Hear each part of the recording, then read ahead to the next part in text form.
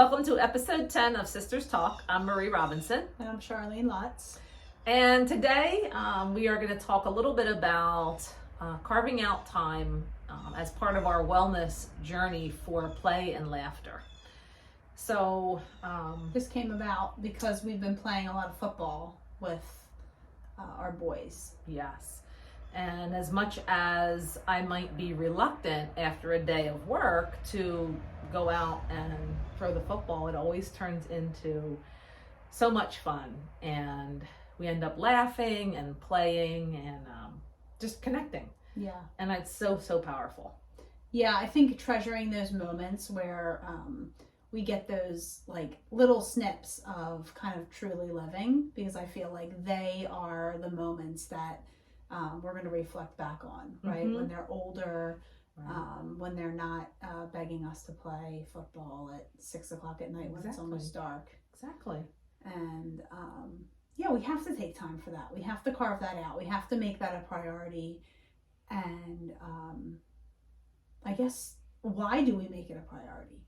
I think that's my next question, because it's sort of, it leads into this whole idea of what does that mean in terms of our wellness? How does that keep us well and support us? Mm-hmm. I just know, thinking about laughter and how that, releases all the good chemicals in our bodies. And, it's very easy in the day-to-day, at least for me, I would say, to get caught up in work and, coming home and preparing dinner and cleaning something up or doing some laundry and then being tired and going to bed and doing the same thing. And, if we don't intentionally carve out that time, we miss out on a lot. And just the little things that happen. Like yesterday we were playing and my foot fell into that hole and I just fell all the way down to the ground. But thankfully I wasn't hurt, but it was hilarious. Like I was crying, I was laughing so hard, and the kids were cracking up. And it was funny. It was. It's just those little, and those are the moments. Those small moments. And that, I think it takes us, at least I'll speak for myself, it's taken a long time to remember that those are the important moments, not, things that we sometimes think are important, but really in the grand scheme of life have very, very little importance. Yeah, and I know, like, for me, and you sort of touched on it, is that reluctancy sometimes to do those things that maybe make us feel amazing in the end, and do bring all the laughter and the good feelings and the connection. And I think that happens often, yes, when we're outside with our kids playing football, but even with different things that we've talked about, carving out the time to make art if you don't do it regularly, exercising, eating nutritious foods, and all those things. It's like, if we don't slow down and take the time to do them with intent, we don't really allow ourselves the moments to later reflect on how good it made us feel. Yeah, and Does that make sense? I think that's living. Like what you just described is carving out time to take care of yourself and your family and build those intentional moments and relationships. It, to me, the flip side of that, without having that, sounds like a very sad and lonely life. Yeah, I think that it takes a strong person, and it takes a degree of vulnerability to allow yourself to go into those places, because it is easy to just come home and veg out on the couch and tell them that you'll play later, or stop at the drive-thru on your way home, or not do that 30-minute workout, right? So you have to kind of be vulnerable to, I think, failing, and also be vulnerable to sort of allowing that flow to come in. I think it's really hard to let that control go and just say, I'm gonna let this happen, and if it doesn't go how I want it to go, that's okay, but at least I tried it, right? Yeah. I know for me, there's been many a day when I said okay that I would play football, and then got a football in the face, or whatever, hurt my arm, so it's like you're kind of taking that risk, but at the same time you're also opening up to something new and different happening.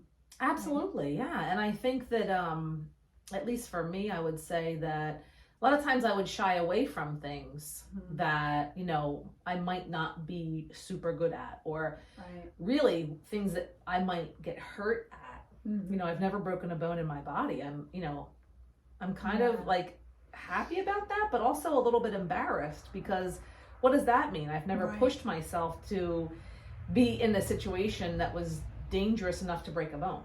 So, I mean, I reflect on that too. So it's like, you know, where did we come up with our thoughts around consequences we're willing to accept?